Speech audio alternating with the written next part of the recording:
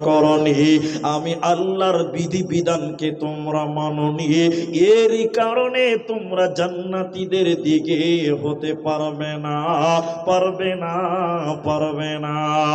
আল্লাহ তাবারাক ওয়া তাআলা বলেন, আমি তোমাদেরকে বলেছিলাম ওয়া আনি'বুদুনি হাদা সিরাতুম মুস্তাকিম, আমারই ইবাদত করো, ওয়া আনি'বুদুনি, তোমরা আমি আল্লাহর ইবাদত করো, হাদা সিরাতুম মুস্তাকিম, এটাই হলো আমি আল্লাহর রাস্তা, জান্নাতের রাস্তা। কিন্তু দুনিয়াতে তোমরা আমি আল্লাহর আদেশকে মানোনি, আমি আল্লাহর ইবাদত করোনি, আমি আল্লাহর কথা মোতাবেক তোমরা দুনিয়াতে চলোনি।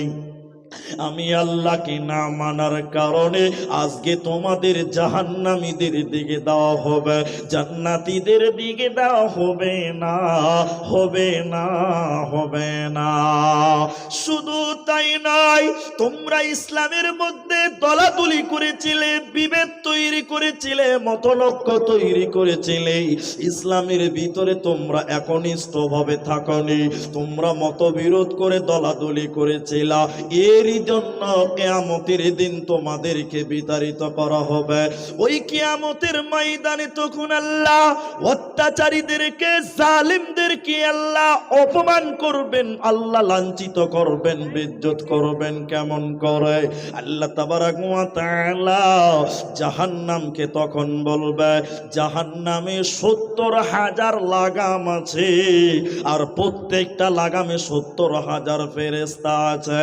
আল্লাহ তখন বলবে, ওরে আমার ফেরেশতার মণ্ডলী, তোমরা জাহান্নামকে কিয়ামতের ময়দানে হাজির করো।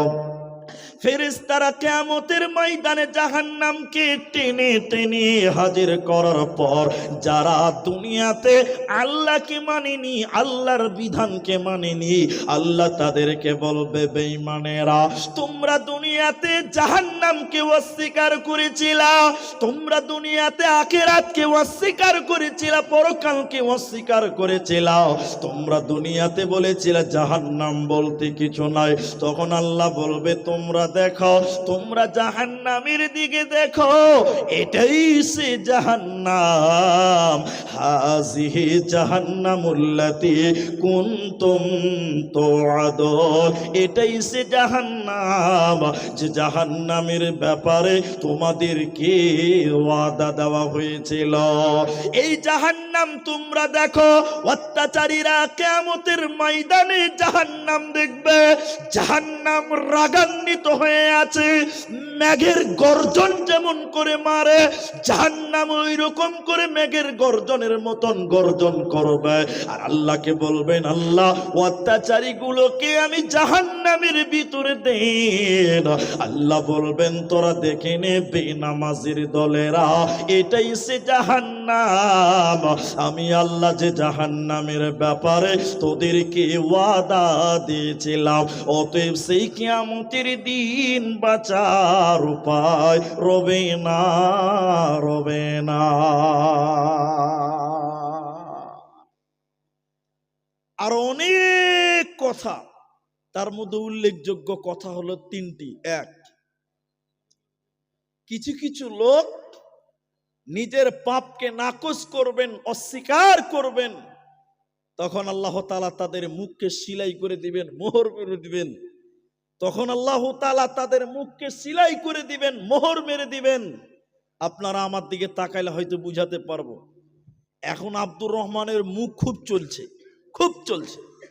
মুখের এই 2টি ঠোঁটে যদি কেউ সিপটিপিন মেরে দেয়, আর কথা বলা যাবে? খালি মাইকের কাছে করবে, কথা কিন্তু বার হবে না। এই মুখের 2টো ঠোঁটে যদি কেউ একদম সিলাই করে দেয়, আব্দুর রহমানের দিল চাইছে কথা বলবো, কিন্তু মাইকের কাছে যখন মুখ খুলবে না। খুলবে? খুলবে না। যারা নিজের পাপকে অস্বীকার করবে, আল্লাহ তাবারাক ওয়া তাআলা বলেন, কিয়ামতের ময়দানে তাদের মুখে মোহর মেরে দেওয়া হবে। আল-ইয়াউমা নাখতিমু আলা আফওয়াহিহিম, আল্লাহ তাদের মুখটাকে মোহর মেরে দিবেন, সেলাই করে দিবে, মুখের দ্বারা তখন কথা বলা যাবে না। আল্লাহ কিয়ামতের দিন মুখ যখন বন্ধ করে দিবে, তখন আল্লাহর সামনে হাত কথা বলবে। ওয়াতুকাল্লিমুনা আইদিহিম, তখন হাত আল্লাহকে বলবে, আল্লাহ তোমার এই হাত, তোমার বান্দা এই হাত দিয়ে সুদের টাকা গুনেছিল আল্লাহ, এই হাত দিয়ে ঘুষের টাকা গুনেছিল আল্লাহ, এই হাত দিয়ে গরিব মানুষকে অন্যায় করে মেরেছিল আল্লাহ, তোমার তখন আল্লাহকে বলবে, আল্লাহ বিচার করে দাও, করে দাও। মানুষের মুখ বন্ধ হয়ে যাবে, হাত কথা বলবে। শুধু তাই নয়, হাতের পক্ষে তখন পা সাক্ষী দিবে।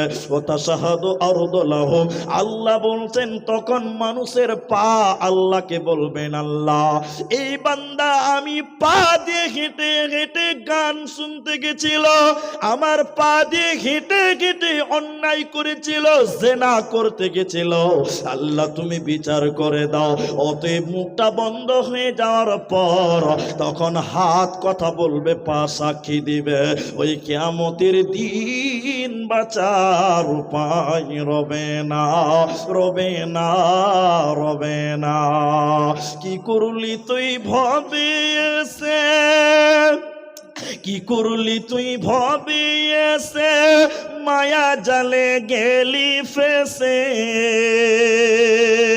আজরাইলে সে ধরবে কোসে, কে বাঁচাবে তোর প্রাণ।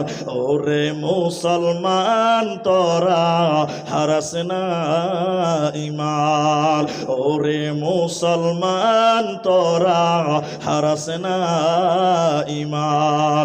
যদি করিস নামাজ রোজা, থাকবে না তোর পাপের বুঝা, যদি করিস নামাজ রোজা, থাকবে না তোর পাপের বুঝা।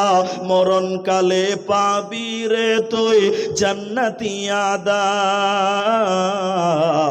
ওরে মুসলমান তোরা হারাস না ঈমান।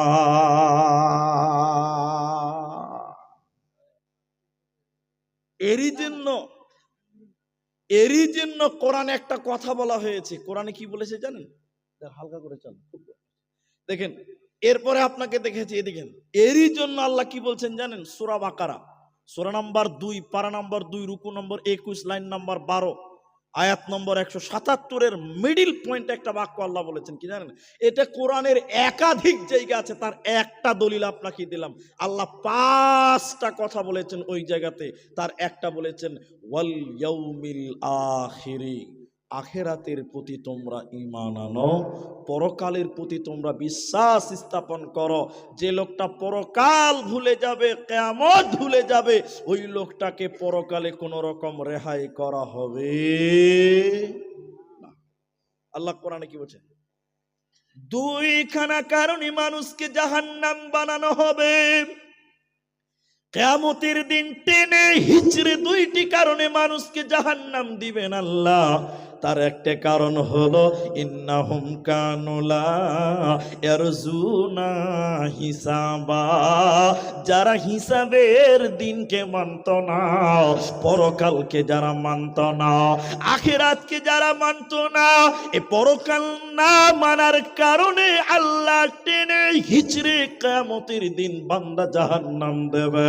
অতএব আখিরাতকে তোমরা মেনে নাও, আখিরাতের প্রতি বিশ্বাস স্থাপন করো, তাহলে মরার পর বাঁচতে পারা যাবে, অন্যথায় জাহান্নাম চলে যেতে হবে, কোনো উপায় রবে না।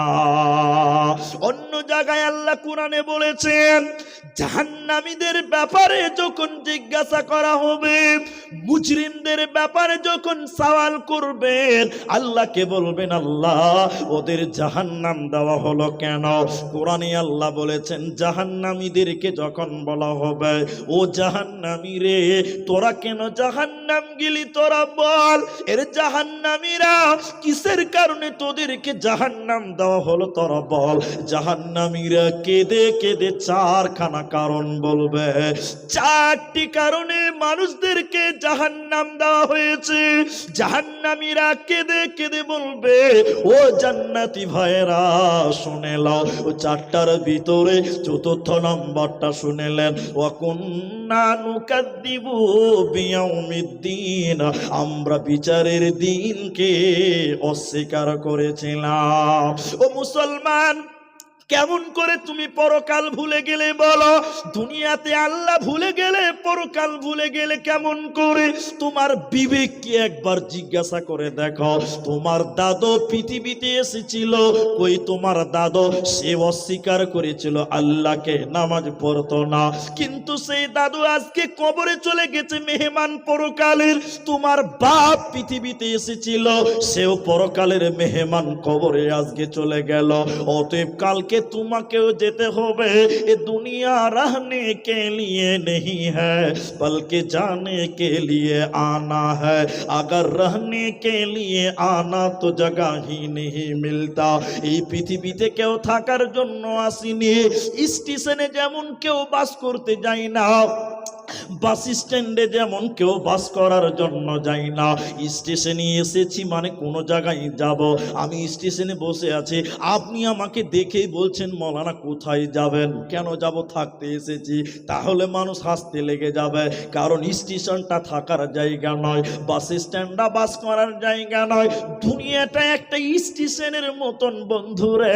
এই জায়গায় তোমার দাদা এসেছিল, সে ছেড়ে চলে গেছে। তোমার বাপ এসেছে, তোমার বাপ চলে গেছে, তুমি এসেছো। কালকে তুমি চলে যাবে, তোমার সন্তান পৃথিবীতে আসবে। অতএব দুনিয়া থাকার জায়গা নয়। ও